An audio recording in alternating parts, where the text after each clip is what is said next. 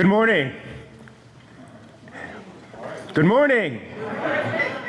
It's good to be with you. Welcome to Bermuda for today's official pre-event press conference ahead of the Apex Group Bermuda Sail Grand Prix. I'm your host, Glenn Jones of NBC Boston, and I'm delighted to be here in the Adrenaline Lounge right on the edge of the spectacular Bermuda racecourse where we will see our 10 teams do battle this weekend. So let's get started by welcoming the athletes. First up, Peter Burling of the Black Foils. He's in pretty good shape, sitting atop the leaderboard. Season 3 winner here in Bermuda, Tom Slingsby of Australia. Fresh from a podium finish in Christchurch, Canada's Phil Robertson. Quentin Delapierre of France, who had a podium finish in New Zealand. Germany's SailGP team's Eric Heil. Two-time Olympic gold medalist Giles Scott of Emirates, Great Britain. Fellow Olympic medalist Nathan Otteridge of Switzerland. Nikolai Sejested of the Rockwell, Denmark team. Diego Botin of Spain. And last but not least, USA's Taylor Canfield. A round of applause, please, for the athletes. Before we get started with today's press conference, it's my pleasure to welcome two people I know very well. The Minister of Tourism, Culture, and Sport, Senator the Honorable Owen Darrow, and he's accompanied by Bermuda Tourism Authority's Director of Global Business Development and Partnerships, Hazel Clark.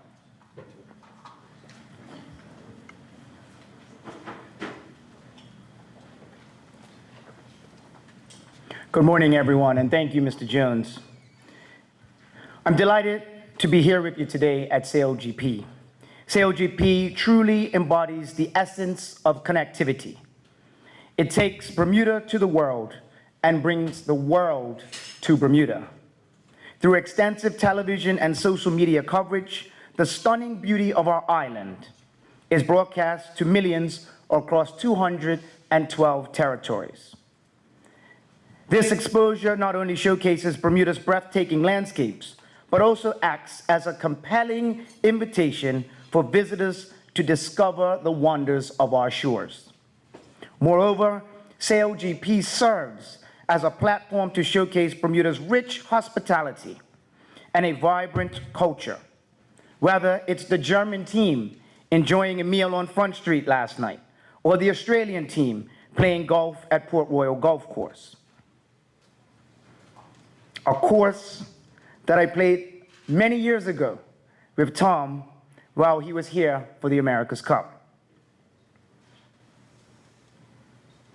This event brings together representatives from 10 diverse countries, spanning Europe, North America, and Australasia. It's a unique opportunity for them to immerse themselves in our unique culture and experience our warm hospitality firsthand. Last year, we witnessed the fantastic initiative of running sail classes for kids, bringing world athletes to Bermuda, and the benefit of our youth. And I see numerous young people here this morning. The essence, again, of SailGP is not just a sporting event. It's a celebration of the harmony and the blend of tourism, culture, and sport. It's about sharing the essence of Bermuda with the world, while welcoming the world to experience our island's treasures firsthand. Thank you.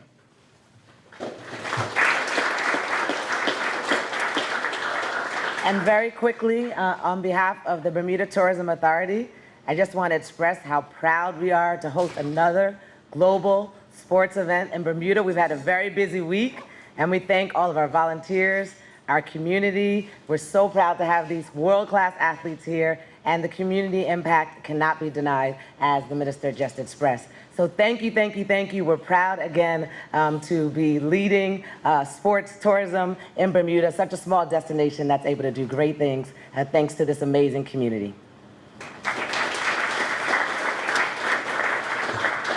Well, thank you for those very kind words, and we're absolutely delighted to be back here on this beautiful island once again for the Apex Group Bermuda Sail Grand Prix. We're looking forward to some fantastic racing this weekend.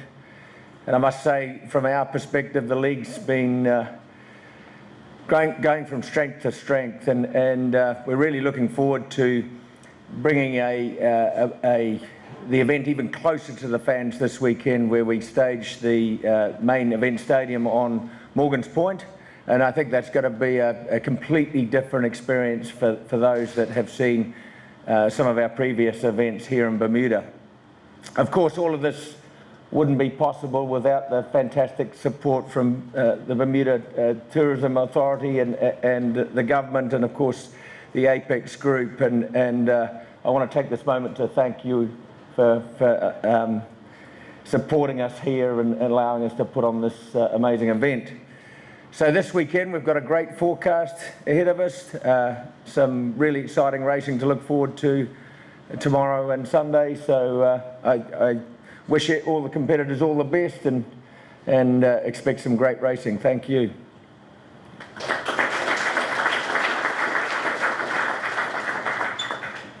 Thanks very much, Sir Russell. I got the chance to speak with Sir Russell before this started, and he has been raving about the spectator experience at the race stadium.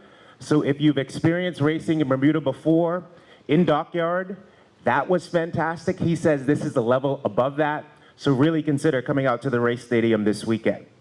All right, let's get started. This is the third consecutive season that SailGP has held an event in Bermuda, but this time with 10 teams competing on the water, so this will be the biggest. On Saturday, remember that after the racing, the excitement continues with Kess the Band. They'll be serving vibes at a Sail after party, so it's really shaping up to be a fantastic weekend. Let's now talk to the athletes, because I'm sure all of you here would like to know what they are thinking heading into this race weekend. And they're pretty tough guys, so I've got some tough questions for them. Let's see how they fare. Let's start with Peter Burling. The last racing, of course, was in New Zealand. The Black Foils came out on top in front of record crowds. There were also huge crashes, a big leaderboard shakeup. So Peter, now that you are on top of the leaderboard, there is some distance between you and Tom Slingsby, but part of the reason for that gap is the 8-point penalty. So how earned is the lead that you have right now? Yeah, I mean, if you looked at our season, if you look back at Saint-Tropez, I don't think any of you would have thought that we'd be on top of the leaderboard right now.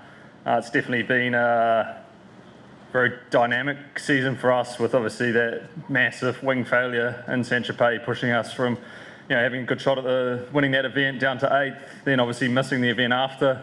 I think it shows the resilience of our team to be able to keep in the fight, keep pushing forward. And yeah, obviously the penalty points in SailGP are ridiculously harsh for crashing, but the policy is pretty set. We've been pinged by it a couple of times the season before, and yeah, don't want to see that upon anyone. But we really feel like we deserve to be here. Is the policy fair? It's not really my decision. The policy is the policy. I think it's very harsh, but it's very clear in terms of what the penalties are for when you have these kinds of incidents. And yeah, you saw some big penalty points, not just for the Australians, but for the British and the Danish as well in New Zealand. And yeah, it's something that everyone's trying their utmost to keep these boats apart when we're out there racing. So Tom, you were most recently dinged by that policy. How are you feeling about it? Yeah, it's very harsh. I understand that the league wants to keep the boats apart, and so by imposing harsh penalty points, that's how they sort of intend to do it. Yeah, I think I put out on social media my thoughts on it. We disagree with the amount of penalty points. We think we should have got a couple of penalty points, but not the most in SailGP history. We don't think what we did was reckless sailing. So everyone's going to have a different opinion, and we feel it was harsh, but we're just going to move on and try to get a good result here. And the condition of your boat? The boat is in great shape, and yeah, just a huge thank you to all the people who've put in a lot of time and effort getting our boat back. It would have been very easy for SailGP and the tech team and the boat builders to say it can't be done for Bermuda, and they have to come back for Halifax. But everyone put in a lot of work and a lot of man hours to make sure that we're here. So a huge thank you to SailGP tech team and all the boat builders and everyone who was involved in getting us back on the water. So New Zealand, Australia are 1-2 on the leaderboard right now. Peter, I'm told Tom Slingsby has only won this season when you were not driving. So are you feeling pretty confident about this weekend?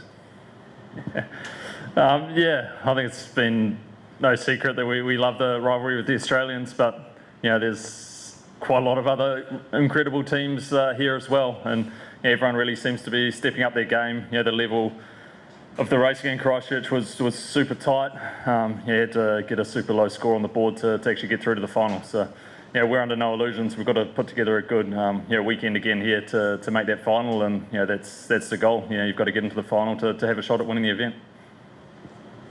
Okay, let's go to Diego next, because Spain is in third place and only 4 points behind Australia. So Diego, what's your strategy? What would be a reasonable expectation for you on the leaderboard after this weekend?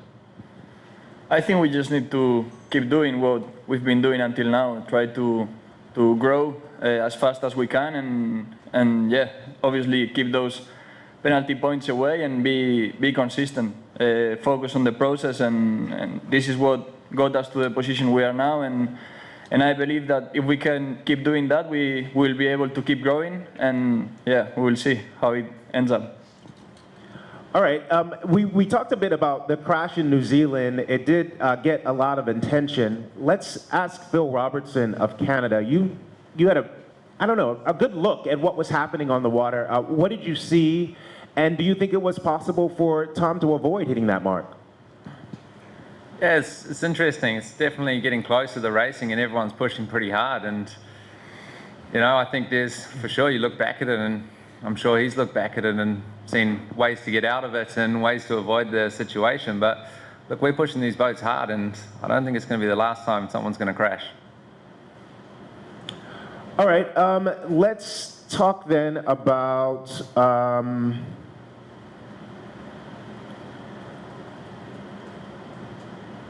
let me ask Nikolai next.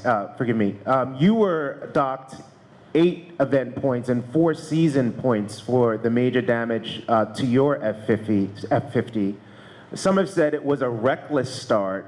Can you explain why your turn was so aggressive? I think the aggressive turn was more to avoid the collision once we realized that Canada was there. But yeah, I think everyone talked about it. It's just getting closer and closer. But I think a lot of it's also, for our sake, was just not ideal preparation as a team. I think we didn't get any racing on Saturday. We didn't get a good warm-up. It was just straight into racing with all these ones trying to win the races. And I think if you put a Formula 1 car on the start grid without any warm-up laps, I'm pretty sure you're going to have an issue in the first corner. And I think that's what you're seeing in New Zealand as well for all these teams. And Giles, Hannah Mills had to step off the boat with an injury. How is she doing? And what are your thoughts heading into this weekend? Yeah, Hannah's doing fine. She picked up a bit of a knee injury on the Friday, but she was back on board for racing over the weekend. But yeah, we also had a fair share of dings in Christchurch and picked up penalty points as well, which clearly isn't ideal. And yeah, I think we've certainly done a big review of that internally and what we can do differently to make sure that doesn't happen again. And yeah, we're very much looking forward to getting racing here in Bermuda. It's certainly, for me personally, very exciting to be back here on this beautiful island. Phil, let's go back to you for a moment, because with the 10 boats out there, it does seem like you have a high percentage of getting into the middle of the trouble. Is that a fair assessment? I guess if you look at the first 40 seconds of Christchurch, it's probably a fairly fair assessment. Seemed like we had a magnet on us that first period, and I think we got hit by 3 boats, and we're in the right in all those situations. So I don't know, I guess we should ask the question to the drivers that hit us. Okay, well, let's do that. Anybody want to speak to what Phil just said?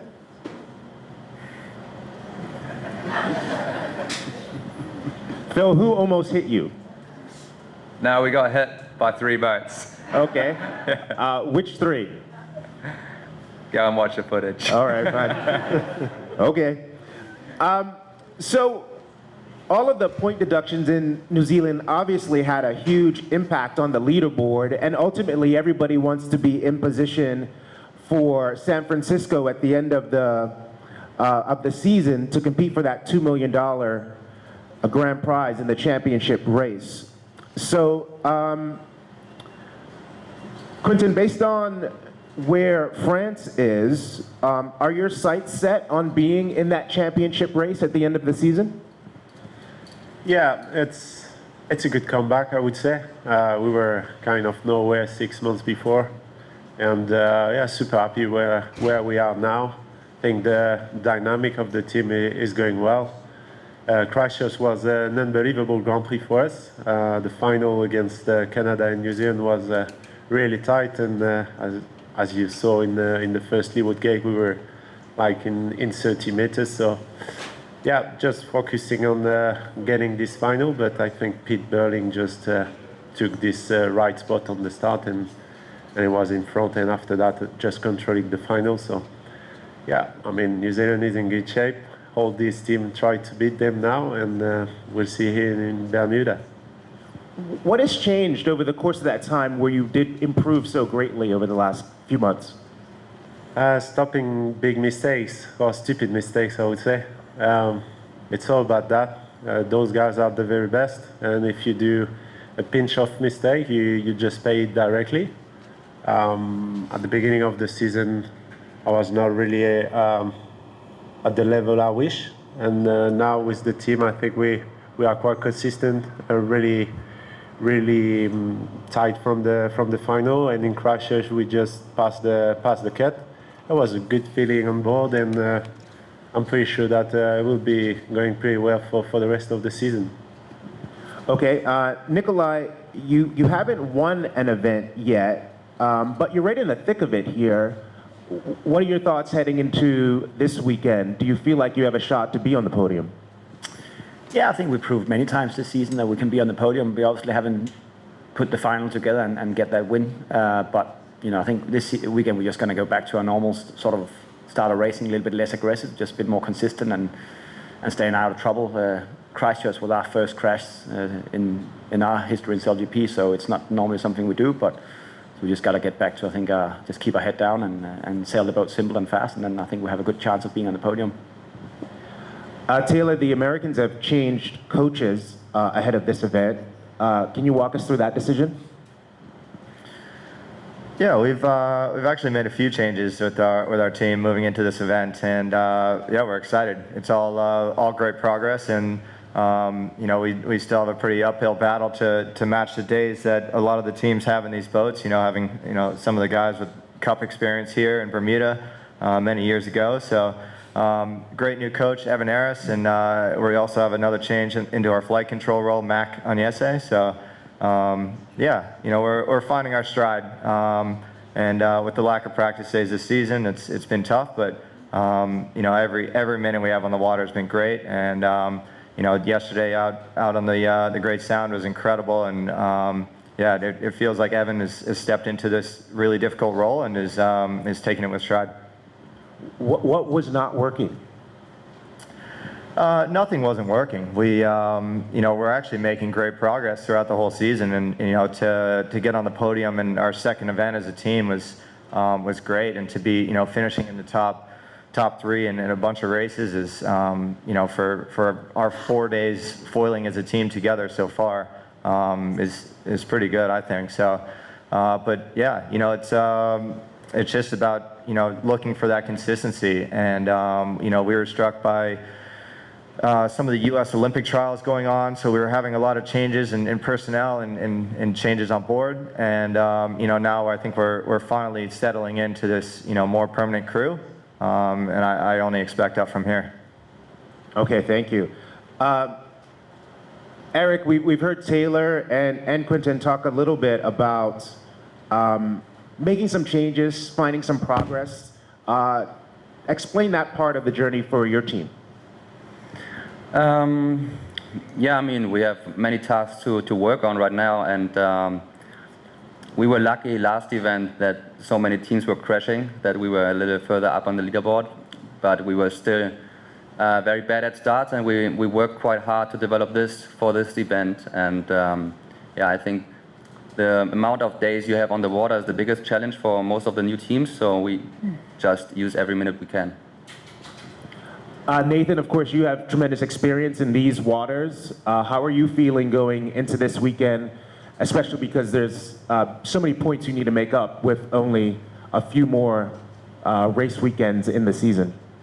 Yeah, I was wondering if you want to come to me. I guess I got to do some crashing to get at the front of the press conference. Firstly, it's just awesome to be back in Bermuda. I lived here for over 2 years, and I think anyone who's ever been to Bermuda knows it's an amazing island with amazing sailing conditions, and you know, it marks 2 years for the Swiss team now. They started their journey here 2 years ago, and they spent over a month here sailing and getting ready for the event. So the team's very excited to be back on the island. For me personally, it's great to be back here in Bermuda. And as Russell was saying, the weather looks great this weekend. Nice and close to Morgan's Point, and we should have some really good racing. So looking forward to getting out there and staying out of trouble. All right, thank you. Taylor, when we were talking about some of the changes to your team, there was also one addition with Lindsey Vonn. Can you just explain to people what her role is with the team now? Yeah, Lindsay, obviously an incredible addition to the team. She has joined the board of directors, and you know, as such an iconic, you know, American athlete, but I would say, you know, athlete worldwide, is great to have someone with so much grit and experience and a high level of sport join our team and kind of help pave the pathway for us and show us, you know how she got to her best and what it took. You know, not only our dual partnerships with Red Bull, so we're looking on expanding those relationships, and yeah, you know, I think just overall, I think she's going to be a great addition to, you know, making sure that, you know, we're taking the necessary path to you know, continue to grow as a team and excel. Diego, there are some strong rumors that 2 new teams with new owners will enter the league in season 5, but the league has confirmed that there will only be 11 boats available to start the season. So the league will presumably drop one of the 3 league-owned teams. Are you concerned by this, or are you confident your team will continue to be on the start line? Yeah, I only knew about one trying to enter the league, but obviously the financial part is a huge part here to be able to stay in the league as a team. We are super focused on the performance side now as the season is finishing, but the team is also working very hard on achieving this financial let's say, power, no? And it's doing really well. We have a group of investors that is willing to join the team and to go forward with us. And it's going to depend also on the other teams trying to join and on SailGP, no? So yeah, I think we are putting our best foot forward on that regard, and I'm very looking forward for the future. Peter, can you help us understand what it's like racing with a lead? Are you being defensive or offensive when you're on the water? Yeah, I think everyone here is being offensive, especially Phil, actually. Thanks, mate. But yeah, you know, it's incredibly tight out there. You know, I think with these boats, as soon as you get into too much of a defensive mindset, you really, the boat kind of gets on top of you, so you've got to be always in control. Always, you know, pushing it around the racetrack, and you know, the level of competitors in the room, the level everyone's getting to in SailGP now. If you're not pushing super hard, you're not going to be anywhere near the front. So yeah, I'm sure you'll see that again this weekend. Yeah, it's been funny looking back to the previous 2 events in Bermuda. You know, as everyone does in their prep into these, and just the level that people are sailing at so much higher now than it ever has been. So you know, we're all super excited to get out there racing again, and it's looking like Russell said, you know, an awesome forecast this weekend. We'll probably be on the high-speed configuration today, tomorrow, and then a little bit lighter on Sunday. So we have to wait and see. But yeah, it's going to be some exciting racing for sure. Tom, for the fans, having 10 boats out there is so spectacularly exciting. After the crash with the Mark, do you feel like sometimes 10 is too many? No, I don't. I think for sure we've all just got to keep learning and evolving. I think a few people put their hands up in Christchurch from the race management saying that we shouldn't have had the Mark there, and that was a mistake, and we apologise for that, and I applaud them for doing that. They didn't have to, and then we saw after our crash into the marks were taken off the course straight after. So it's one of those things where we're just constantly learning and evolving. I don't think that 10 is too many. I think we could probably go a couple more potentially. But yeah, it's a thing. More practice time you get, as Nikolai said before, that in Christchurch we just didn't get the time on the water, the practice, and then we all, like you said, an F1 analogy, we hit the start line with no practice, and we saw 3 crashes in 40 seconds. So if we get more practice, we can increase the number of boats and race effectively on the water. So it's always a battle, obviously, getting more extra training time, but I think in Christchurch we were pretty hampered by this. All right, gentlemen, thank you. We'll open it up to some questions in the room now, if there are any. Why don't we start over here? The microphone will come your way, just so that we can hear you. Good morning, all. Nathan, welcome back home. To the rest of you who have sailed here, welcome back home. And if it's your first time here, welcome to your new home. I'm Bush Badger from Bermuda Broadcasting Company. Lots of talk, Peter, about penalty points. I don't hear much talk about bonus points. And in my research, I haven't seen any. Is that an avenue that should be looked at? Maybe I should be directing this to Sir Russell.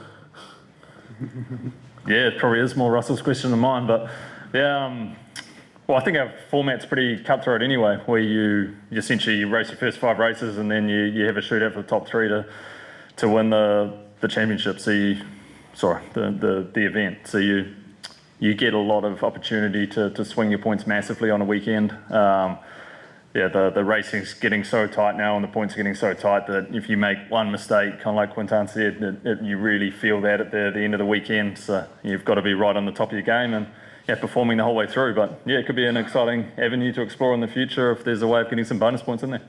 Yeah, I don't want to say it, but break a leg and enjoy yourself. Thanks, Matt. Any other questions here in the room? I got one. Oh, I'll let you have this microphone.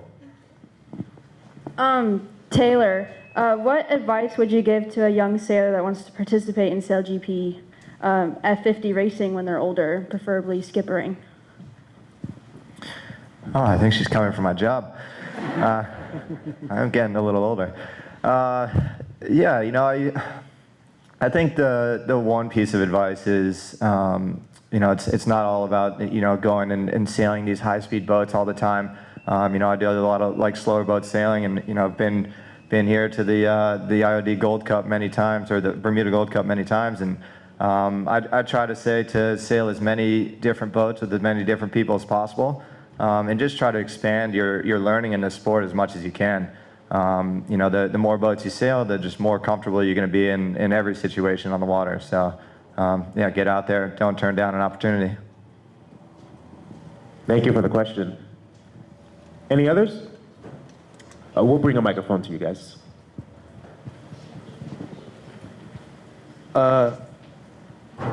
Nathan, teamwork and communication are absolutely critical in this sport. Can you share some insights into how you build a strong collaboration and understanding amongst the new crew? That's a fantastic question. You know, we're just the drivers of the 10 teams up here, but we wouldn't be able to do it without the other 5 people on the boat. So it's, as you say, all about the communication and the boat handling processes. And you see the top teams that perform are the ones that spend the most time together as a group. So they're already ahead on the communication. I could talk at length about this, but to quickly summarize it, it's about understanding, you know, the goals that you want to achieve on the boat, delegating the roles out within the boat, and giving everyone their voice for their own role. Often the communication comes from the back forward through the boat. Decision making is normally made at the back because we have a better understanding of what's happening in the race, but a lot of the performance side of the boat comes from the middle of the boat, and they're not often mic'd up in the racing. So, the wing trimmer and the flight controller especially are very important to make these boats go fast. And one of the biggest changes in communication in SailGP is the coach's booth now has a live mic to the boat. So what you probably don't hear is whispers in our ears from the coaching booth telling us about wind shifts, telling us about other boats. They help guide us around the course so we don't crash into boats. So I think, when Giles referred to reviewing internal processes, it's probably a bit about how the coach who has the umpire app and has a bird's eye view of the race course can help too. So yeah, as I said, there's 10 of us here today, but there's a lot more people over in Dockyard right now who are the heart and soul of these teams, and communication is about getting everyone on the same page. And for me now, working with the Swiss team, most of them speak French, so that's been a big challenge for me. Getting everyone to come across to English to help me has been very helpful. And all these new teams are just trying to develop our own structure. And one cool thing about SailGP is you can listen to the onboards of every boat, and so you can learn from other teams week to week, which has been really important for the young teams here. Got another question here. Taylor, what specific challenges have you faced while preparing for this SailGP event? Oh, a lot of challenges, but I think again I mentioned we're up against some of the best sailors in the world, and a lot of these sailors have sailed these boats a lot more than we have. So we're just trying to pick apart every moment from on board our boat and also on board everyone else's boats, and we're just trying to dissect how we can climb or accelerate our learning as much as we can. And luckily with SailGP we have this open data source where we have access to all the data from all the different boats. So we've spent countless hours looking through all the data in between events, and while the team is at home and trying to get some quality time in doing their own thing, we're trying to get on the phone twice a week to make sure that we're diligently progressing our just learning throughout the entire season, not just while we're at these events. Thank you. We do have time for maybe a couple more if there are. Here we go. Good morning. Giles, this is a question for you. How do you, you stepped into the skipper role on this boat recently. Do you think that your time in the Finn class and the Olympic classes have prepared you well for this? Yeah, I think it certainly has prepared me pretty well. I think my Olympic sailing is certainly the foundation of where I've come from through my journey through sailing, as well as Finn sailing. I've also done a lot in other high performance boats as well along the way. But yeah, I am pretty fresh into this team, as you say, and as Taylor's just been saying, it is a bit of a journey and a learning process. And one thing that all of us are up against here is time in these boats, and yeah, some have more than others, but we can't, from my point of view, it's not something to dwell on. We've got to step up and start moving up the leaderboard, and ultimately that's what we're trying to do. Phil, there's one question I wanted to ask you that I failed to earlier. I had heard that the Canadian team is going to be sold. Is that true? I have no comment on that. Okay. Well, I think that's a good place to end. A round of applause, please, for the 10 athletes.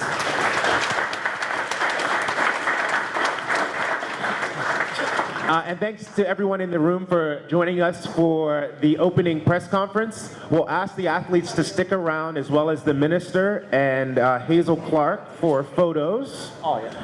And just a reminder for everybody else that racing gets underway this Saturday and Sunday just after 2 o'clock at Morgan's Point. Huge crowds in New Zealand, so Bermuda really does need to step up There are tickets available, a limited amount, at sailgp.com/Bermuda. Thanks very much for being here.